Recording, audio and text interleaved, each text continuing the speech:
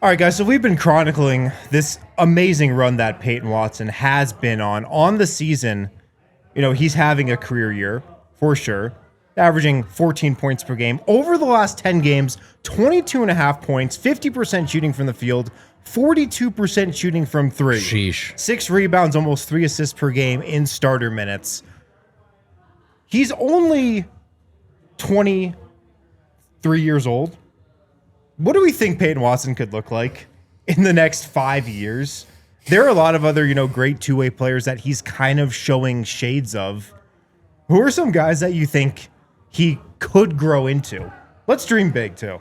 Can I hit you guys with one right off the bat? Sure. Could he do what Brandon Ingram is doing in Toronto? Brandon Ingram has settled into, right now this year, he's averaging 22 points per game, 34 minutes per game. Not like an awesome three-point shooter, 35%, but fairly efficient from the field overall. And they're kind of, they're both kind of wiry. And I guess maybe Ingram at times looks smoother, but production-wise, like what Watson's doing looks comparable right now. Ingram, to me, is a much more natural offensive player. I agree. He's smoother. I mean, he came into the league as obviously a way better scorer, and even at the same age, a better scorer. I think the difference is, though, Peyton Watson as a defender is levels above what Brandon Ingram is. Yep. So I think naturally offensively, I don't think he has quite the Brandon Ingram feel and just kind of the comfortability in the half court on offense. Defensively, though, he's leaps and bounds better than him. Yeah, I think we all started with Jaden McDaniels. I kind of still think that's where I think he'll level out. But I think that I'm now the guy I see him most closely resembling in my eyes is Jeremy Grant. Mm-hmm. Jeremy Grant, when he left the Jokic world, did exactly what Peyton Watson is doing right now. He became the lead scorer for the Detroit Pistons.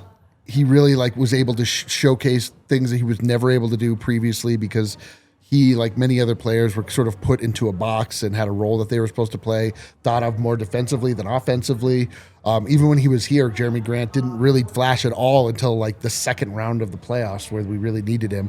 And then it was like, oh man, we got to keep this guy around. But it was far too late at that point. And I say that not as diminishing his height. I think Jeremy Grant is an excellent player. And he, at his height showed that. Was he an All-Star that year? I'm sure no.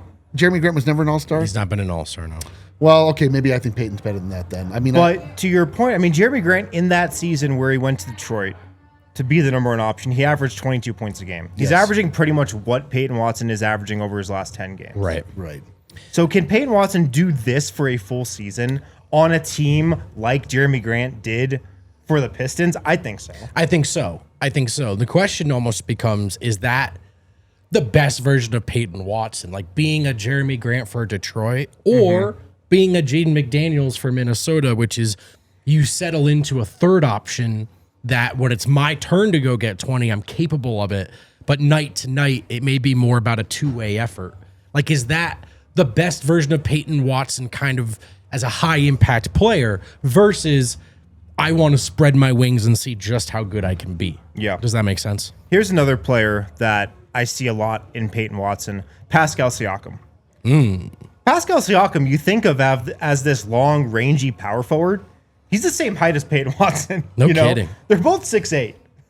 So Pascal Siakam, I see a lot of shades of Peyton Watson in that game. And if you look at Pascal Siakam, he came into the league older. He didn't have his rookie season until he was 22.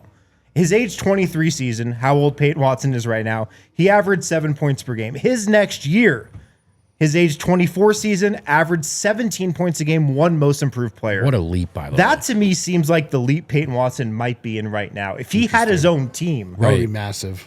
That's kind of what I could see Peyton Watson doing. And I'm thinking about this as well. We talked about this on the show the other day. 4 years from now, who's going to be the better player, Peyton Watson, Cam Johnson, or Aaron Gordon? I feel like the answer to that is probably Peyton Watson. And could the Nuggets' next iteration of their big three go from Nikola, Jokic, Jamal Murray, Aaron Gordon to in 2.5, 3 years, it's Nikola, Jokic, Jamal Murray, Peyton Watson in the Aaron Gordon role? I know it's hard to see right now, but in that Aaron Gordon role, playing like Pascal Siakam. Yeah. Dude, I think that the biggest question for Peyton Watson is how much will his body change I think it's a great question. in the next however many years? Because like he's still, some guys like the Kevin Durants of the world. Yes. Kevin Durant's one of them. Oh yeah. As an example, Kevin Durant. That's Right. actually a great point. I hadn't thought about him. Don't ever bulk up. They stay slight their entire career. The Bulls of the world.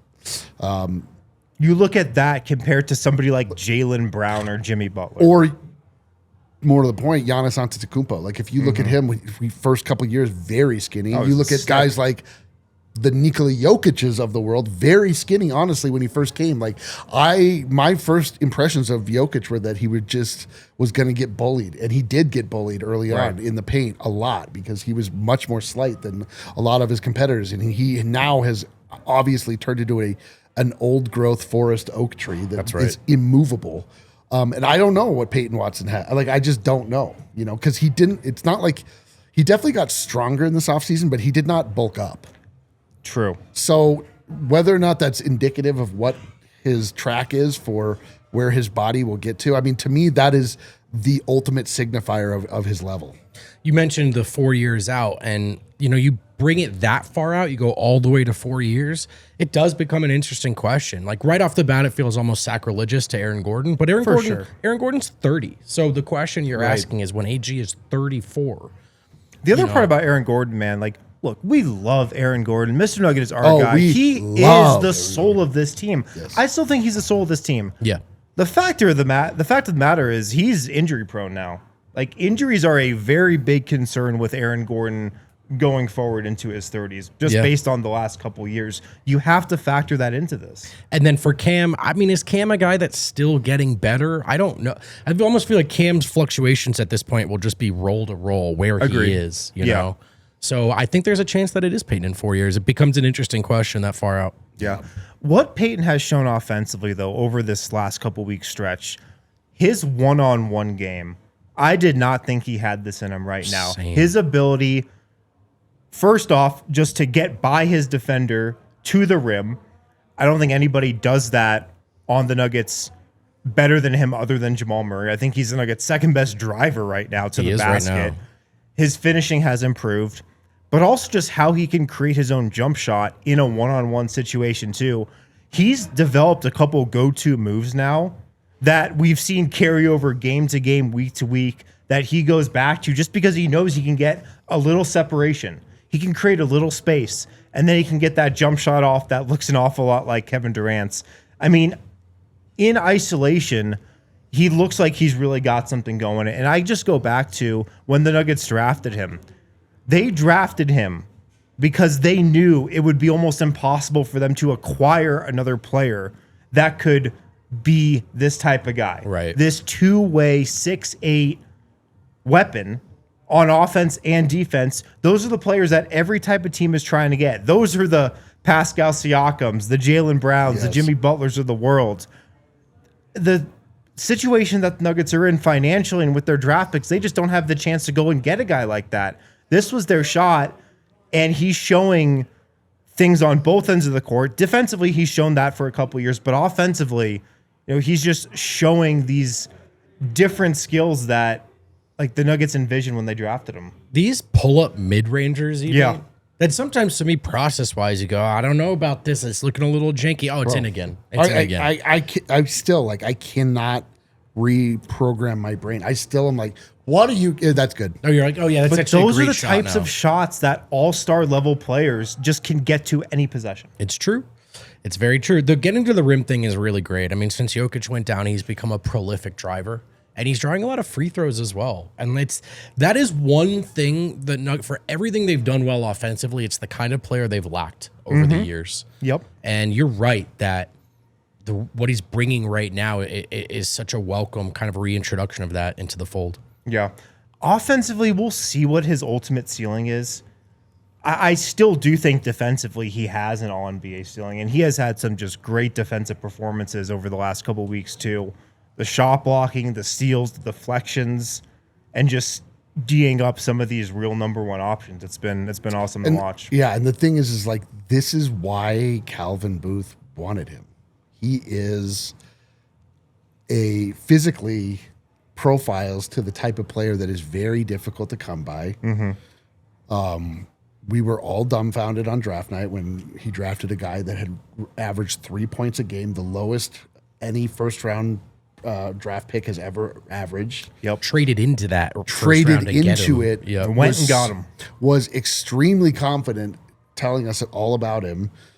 He was the number one prospect in California. That's no small accomplishment. But it's the type of thing like he was buying very low on the idea that he would eventually reach at least this peak, I assume, and maybe even higher. And it's just like, it feels like the Nuggets just have to find a way to reward that vision, like themselves with that. It's like homegrown talent, so to speak. And like you have seen him through the matriculation. It's like you want to be able to actually reap the benefits of that. Yeah.